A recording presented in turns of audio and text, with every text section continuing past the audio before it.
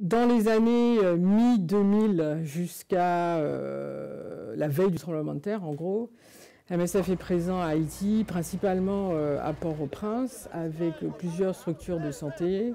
Au moment du tremblement de terre, le 12 janvier 2010, une des structures d'MSF est détruite, l'hôpital de la Trinité. Donc là, on cherche un autre hôpital. Il faut dire aussi qu'il y a eu énormément de victimes de ce tremblement de terre, à peu près 220 000 blessés. Et puis à la fin de l'année arrive l'épidémie de choléra, le choléra qui n'existait pas à Haïti à l'époque, avec à peu près 1 million de cas et 10 000 décès.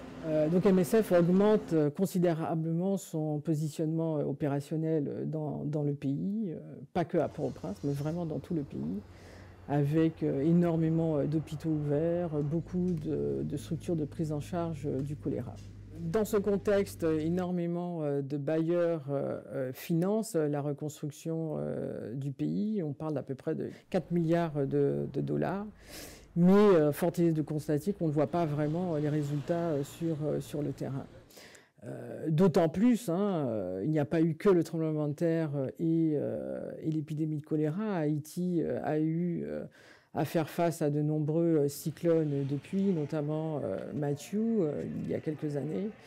Et on voit bien que c'est un pays qui est quand même sujet à des urgences chroniques. Donc, mi-2018, à partir du mois de juillet, on assiste à une dégradation de la situation socio-économique et sécuritaire dans le pays, suite à l'annonce de l'augmentation du prix du pétrole, ce qui engendre énormément de manifestations dans Port-au-Prince, mais aussi dans le reste du pays.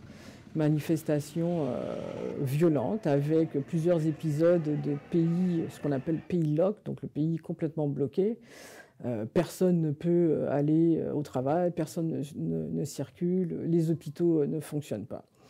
Cette situation continue encore et se dégrade encore plus dans l'année 2019, avec de plus en plus d'épisodes marqués notamment par des pénuries d'essence, ce qui bloque aussi le fonctionnement des hôpitaux.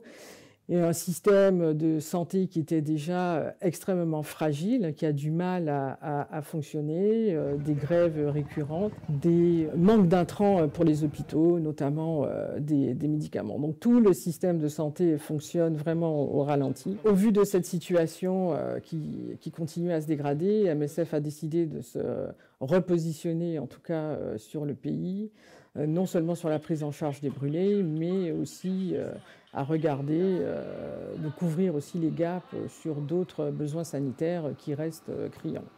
Donc aujourd'hui, on est face à une crise politique majeure, une crise sanitaire majeure et malheureusement oubliée un peu de tout le monde.